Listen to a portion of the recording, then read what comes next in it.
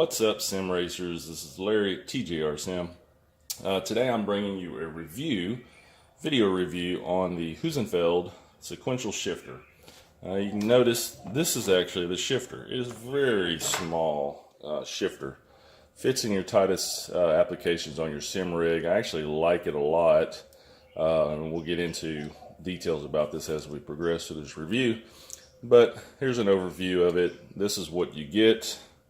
You get 3 rods, 2 50mm rods, one being bent, and then a 30mm rod, which gives you the most resistance, basically. This is non-adjustable, but your forces will depend on how long of a rod that you use.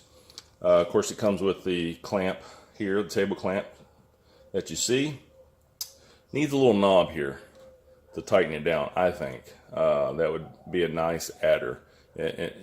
You have to tighten it down with a wrench here, which I was using what was I using? 13mm wrench to tighten that down. But I highly recommend you find a way to secure it to your rig, hard mounting it, which should be hard mounted on this side or this side using this bracket. And I'll get into showing how that attaches and stuff here in a second. Comes with 3 knobs to fit your preference. Basically, the knobs also add a little bit extra resistance, being if you went with a shorter rod and the smallest little handle, your leverage arm isn't so far away from it as you shift. So tighter you are to the base, the harder it is to shift. So just simply how it works, just from leverage. If you have any kind of a mechanical background, it probably makes some sense to you. But anyway, so this shifter is kind of designed to be a short throw shifter, which is very short throw. It did also, to kind of replicate the junior Formula racing cars, which actually when you're racing in like VR or 2D or whatever, when you see that little shifter there and you're grabbing it, it feels really natural that this is such a small shifter handle that you may be using when you're racing like the Genettas or something like that, or any of the junior Formula racing cars, and a lot of race cars actually, for that matter. It feels pretty natural to be a small device to use. So I kind of like that. Not big, it's not huge, it doesn't take up a lot of room on your rig, which is another plus for me. Now, as far as how this works, it's made with a ball spring resistant system. So it has like an early peak resistance, and then it falls off to be much lighter than the early peak resistance. So it works actually pretty good. It actually has soft end stops too, and I'm imagining I don't know what these are for. I didn't get into finding that out, but it has soft end stops to make it sound quieter when you're using it. And it actually is. It's actually not a very noisy box at all, which is really nice. Adder, as much noise as I got going on my rig, having something a little bit quieter is a plus. Let's see, like adjustability, like I was saying, 2 50mm rods, 30mm rod. You got 3 lever rods, and then of course 3 handles. This being 46mm, this one being 51mm, and this being your longest 90. So if you were to equip this with the 50mm rod, you're going to have the least resistance. It's going to feel the lightest, in other words, when you're shifting. So yeah, keep that in mind, and you'll end up playing with it and seeing what you like and how it fits in your system and stuff. So all good stuff. Mounting, like I touched on, this was the table clamp here mounting, and it works very well. This is actually the first I've used it. It was out here just to do this video because I hard mount it to my Fanatec K2 rig, but works pretty good. You just got to use a 13mm, was it 13? Let me see. Yeah, 13mm wrench I would use to tighten that down, because they didn't give you any kind of handle here that you could just hand tighten it down, which is kind of a pity. But that would be one con in my book.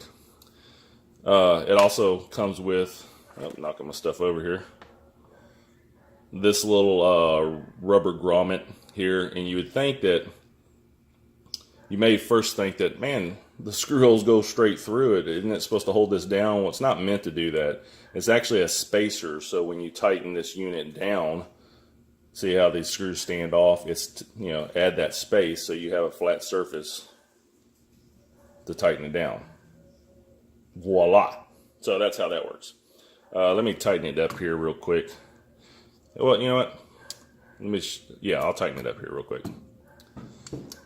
Let me pause the video and I'll just tighten it up and come right back.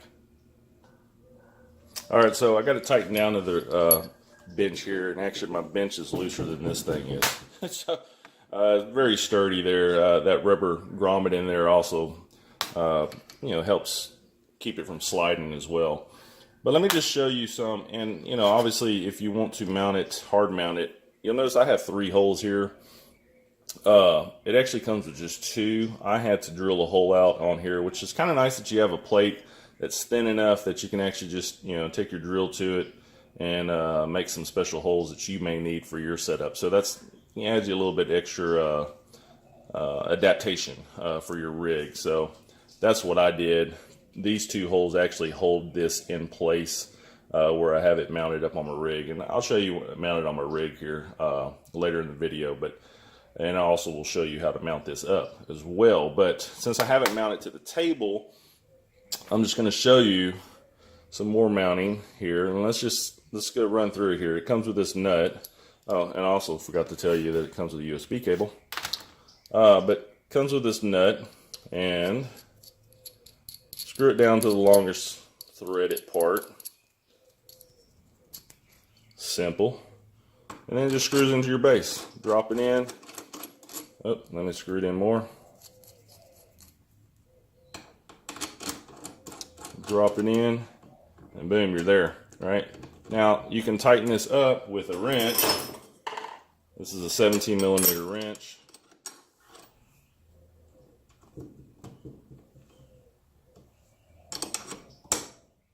Give it a little snug, and there you go. Now, this is the longest combination here, as far as how it goes, as far as the least amount of resistance. And I'll show you the action. I'll hold my table here. So it does have some sound to it as well, but not too bad. And it's very, as you can see, it's very short throw, which I really like.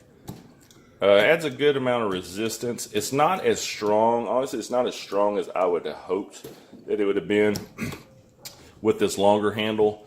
I wish they would make it a little bit stronger, and that's probably the only other con I have, is that it doesn't offer quite as much resistance as I would like. And of course, I'm, maybe a different market, I don't know, but I think it's a little light.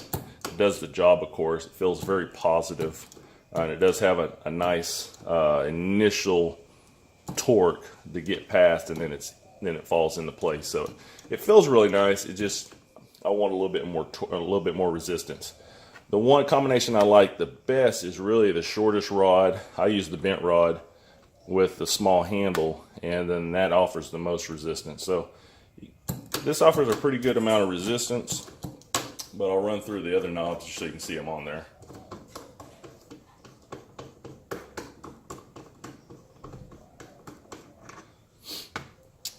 And we'll go to the next smallest, and they just thread on. These are plastic knobs, nothing too fancy. They just got a nice shiny finish to them. Tighten it down. It actually offers a little bit more resistance because your leverage arm is much lower. The closer you get to the base, more resistance it's going to give you. So yeah, that offers a little bit more resistance. It's pretty good. And let's get to the smallest one here, which is this little knob. I wish these were bigger too. that feels about the same as this, honestly. Between these two, they feel about the same to me. Not a huge difference. It just basically gets your hand closer to it, but there's nothing here to cover you from maybe sit your hand here to pinch your skin or anything. So be wary of that as you get closer to here. There's nothing to keep you from pinching yourself. Now there's nothing really in this mechanism here. You can see, show you here. It's not like you're going to get your, self caught up in there, but that is something to keep in mind because it doesn't really go that far. Let's put on a different rod here. I'll show you. We'll loosen this puppy up. That's all it takes, right? It's very fast to switch off between rods and stuff. I particularly like the bent rod. It gives me, just because I have button boxes out here in the front, and it brings the rod, being that it's bent, of course, brings it back to me more. So I like that better. But let's put the shortest rod on, just to show you the example.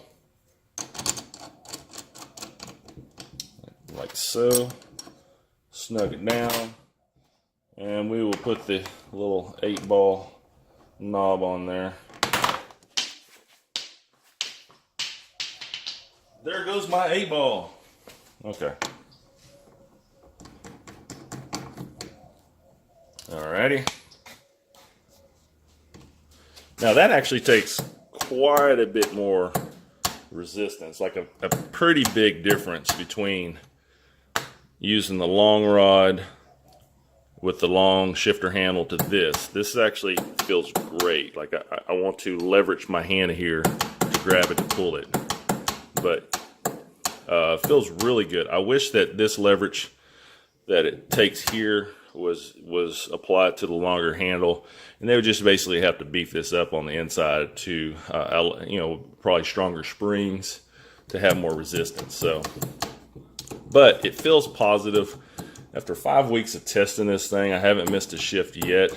And it does take effort when you're driving. It's not like it's so flimsy that even with a longer rod that you can just be lazy about your shifts. You actually have to put some effort into the shifts, especially down here on this lowest setting, lowest height, and the smallest handle. It actually takes quite a bit maybe 10 pounds of pressure worth to shift it, whereas this one may take about 5 pounds of pressure to shift it. For an example, I don't know how much difference it actually is. This is probably maybe around 15 if I'm thinking about when I'm picking up weights or something in the garage working out. But yeah, that feels really good. All right, so what else? That's what you get with the different setups. You got the different rods, of course. And let me switch over to show you the board here while we're here. Now this board comes with it's just a USB device board. Plugs directly into your PC. Plugs right in here, like so. The other end to your PC. Pretty simple. It is kind of easy to unplug and plug. So I kind of wish it was a little bit, I don't know. I don't think you can make it any tighter, but maybe if this recessed in here a little bit more to where this wouldn't pull out so easy. That's just just nitpicking is all that is, As far as functionality goes, it works perfectly. This here uses like a Molex design, and let me see what they say about that. It's the controller's all built in and has a nice plexiglass window here to see everything, which is actually really cool looking, I think. So it's kind of falls suit with what you see with the handbrake that I did a review on from Heusinkveld as well, where they had the clear a controller box separate. Now this one's actually built in, which makes it nice. You don't have another box to contend with mounting. But this other connectivity, so you have two options. Okay, you got the integrated USB device here, and then basically when you plug it in here, your Windows thinks it's another shifter. There's no software you need to download or anything. It's just, you know, A B basically on your Windows device. So map it to any game. All the racing games, it totally understood what was going on here. So that was good. The other one, which I have not used yet, probably won't ever use it, to be honest. It's a 4x1, 2.5, 4 millimeter female Molex socket. So this allows you to integrate the shifter with an external controller, such as our own SimPedals USB controller or any third-party controllers, which offers an interface for switches. You will need to build your own cable if you want to use this method. The integrated controller board can be seen from the outside, as you see, but it's protected by an acrylic plate. So that's what the other Molex is for there. So yeah, I'll never use that. I just use the USB, works perfectly. All right, so let's get on to adding this on here. And I know this is kind of part of mounting as well, and I've given you my impressions of how this shifter actually feels with the different shifts.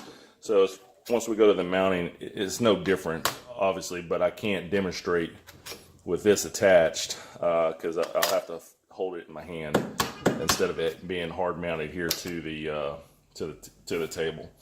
But all in all, it's a really good shifter system. But let me put this on here. Let me take this off, and I will show you how you actually put this on.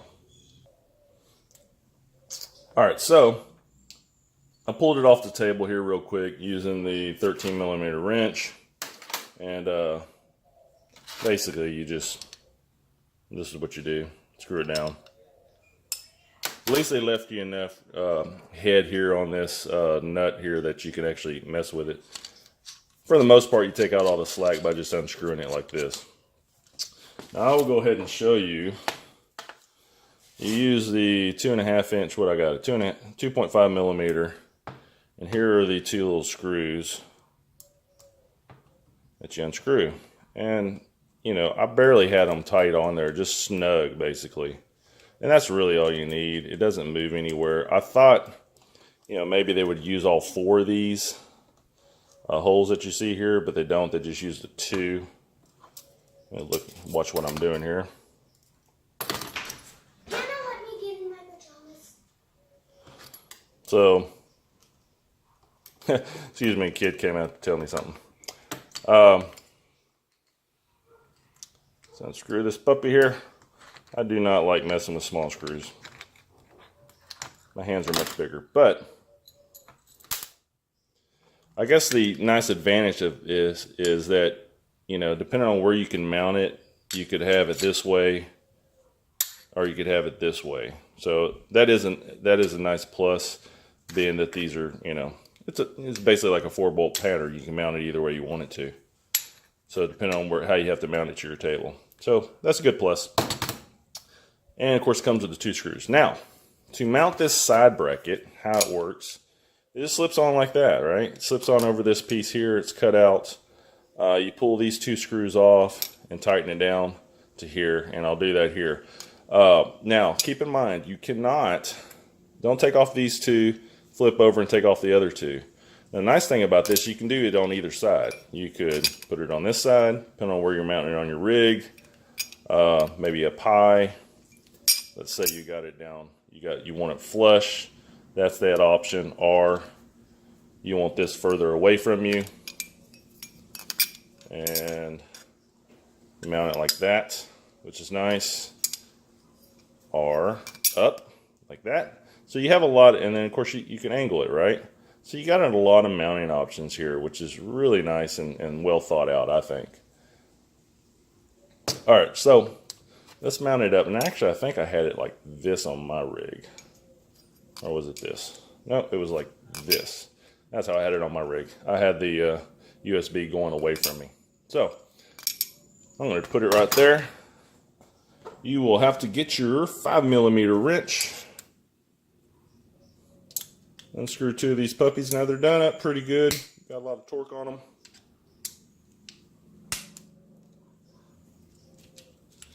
Bear with me. Does not take too long to do.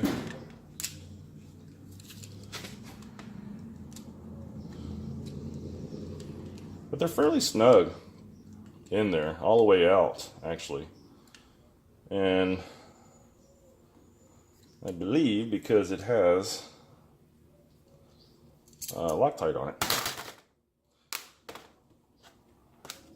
Red Loctite on it, what it looks like.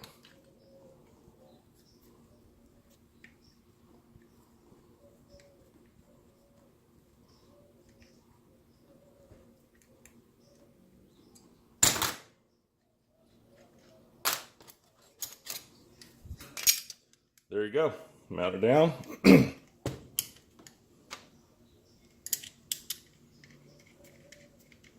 Start these puppies.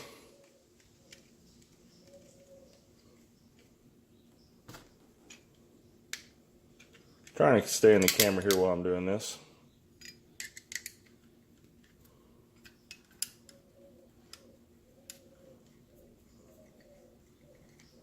Now, I don't know if you should not operate this with these off. I would assume not to. So I wouldn't try operating the handle with these two screws off, just so you don't move anything internally out of position. It may say that in the instructions, but I just didn't notice it.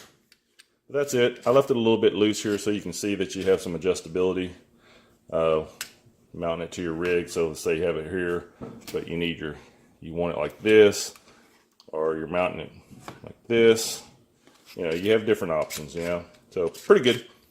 All right, let's give you some, let's mount it up on my rig, and I will show you some video of it going through its paces. Oh, you know what? Before I do that, I do want to show you this handle I got. This is actually pretty cool. I picked this up off of Amazon, and I'll leave the link in the description, but it's very close to the black one that they give you.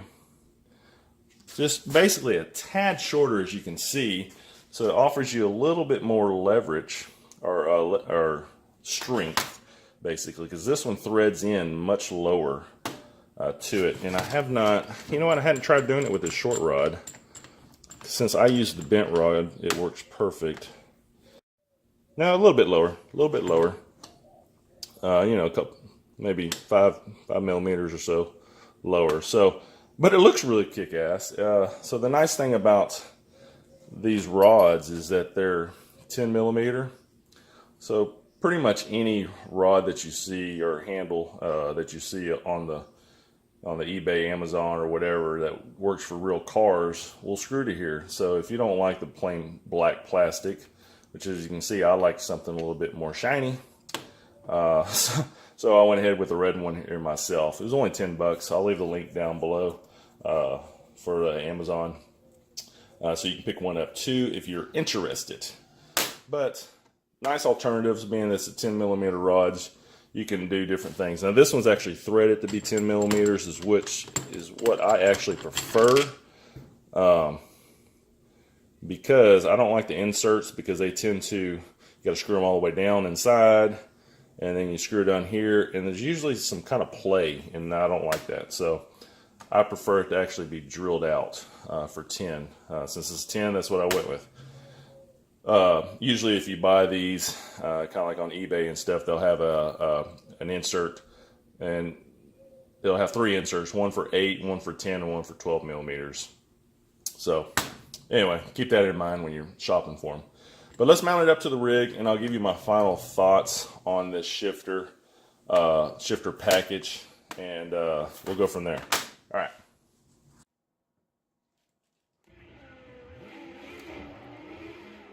Alright gang, so you'll see here I'm banging through some gears.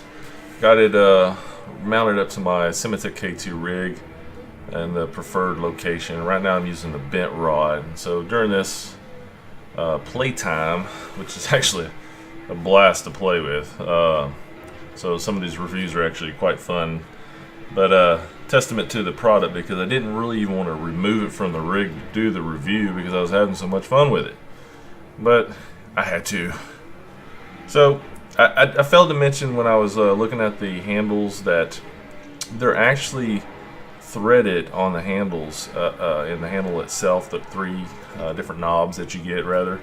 They have metal inserts, so it's not like threaded into plastic where it's going to wear out or strip out over time. So it's important to know that it's going to last you, it should last you the lifetime of the product, I would hope, but time will tell.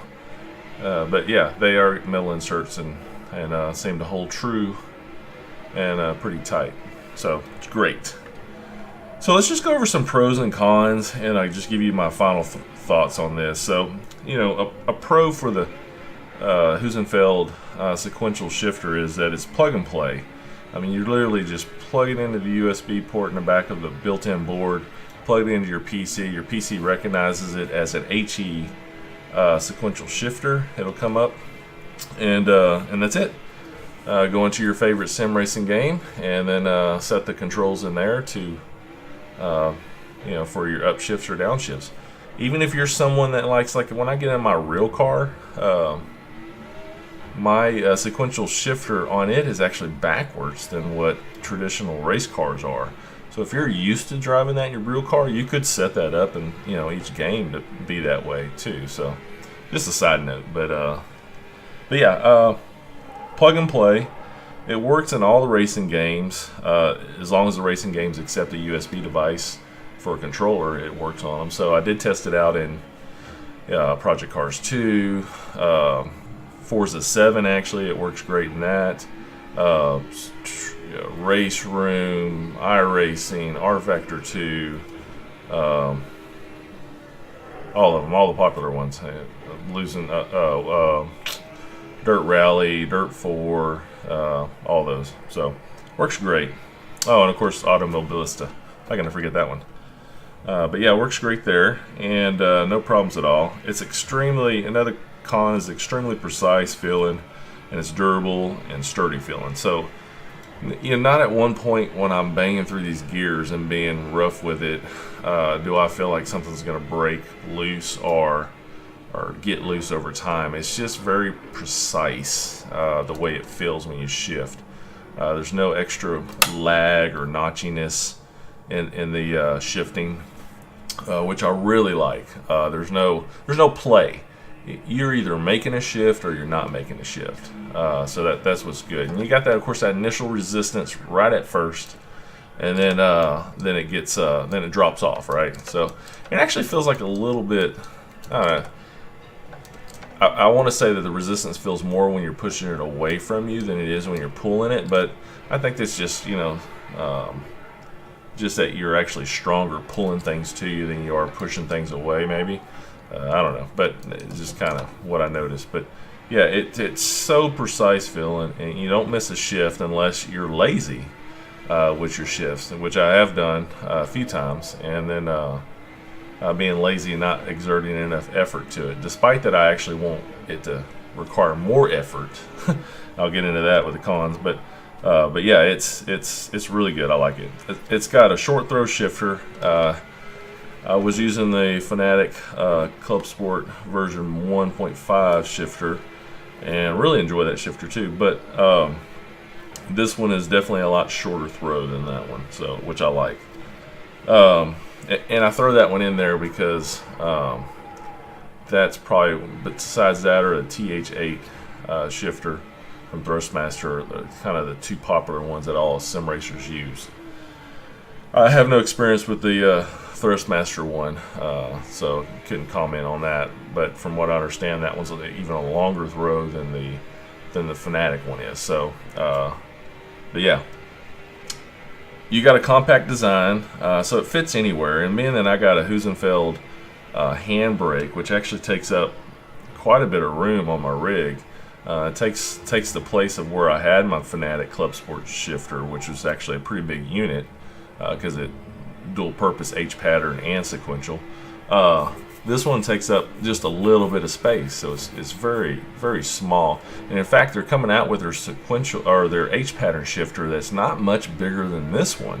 Obviously wider, but not much. Yeah, it's kind of maybe double the size is what it looks like in the pictures if you go to Heusinkveld's website. So I want to get that out and try it too when it gets released too, to give you my comments on that. But yeah, fits in very tight spaces.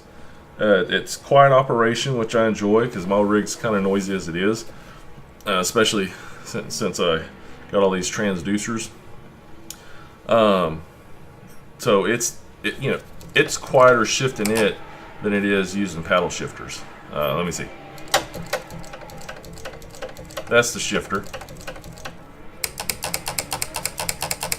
That's the paddle shifters. So it's not as a high pitched sound as the paddle shifters. So it hits your ears a little bit softer, I think, sound wise.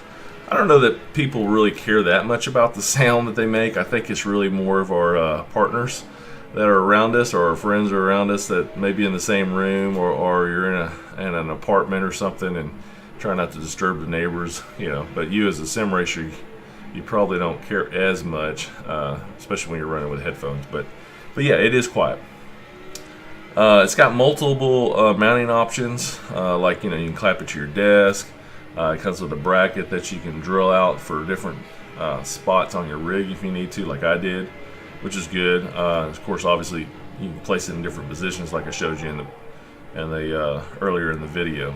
It's all steel construction, so no plastic parts to break. All steel construction, but the little black knobs on the sides are actually plastic. Everything else seems all steel, and I guess they're dust covers or something. I don't really know what they're for, but those are the only things that are plastic on there. I imagine it covers as a cover for the springs is what I imagine it is for. But I haven't dissected this to see because I'm curious, but I don't want to mess it up. So, all right. So it also comes with 3 different handles, which is great, and 3 different lever rods that I showed you, which is good. So obviously, right now I'm using the little I call it the 8-ball knob with the bent handle, and that works really good. Increases forces and stuff, so it's just good. Of course, my favorite is the one I picked up off of Amazon, just because it looks kick-ass, and I like the cold feel of metal over the warmer feeling of plastic. So, but that's just a personal choice. The nice thing about this is it fits standard handles. You can customize it the way you want to. They give you 3 handles and 3 levers for you to adjust it according to where you're going to place it in your rig. Maybe you need it up higher, or maybe you need it straight. I needed it bent because I have button boxes in the way, as you can see here in the video. So I needed it bent so I don't bang my knuckles against the button boxes. So yeah, it's great that it comes with these options, all for a pretty low price, or a good, just a great price. You're around $215. So okay. So the cons, there's not a lot of cons. The handles are nothing really too fancy, but they get the job done. They're just black plastic handles. They seem pretty plain. They're not low quality like you were doing it off of a 3D machine or anything. So they are higher quality. So the quality's good in them. They're just not as fancy as some of these shifters that come out. So you can definitely tell that the money was put into the shifter itself and not so much as the handles, which is fine.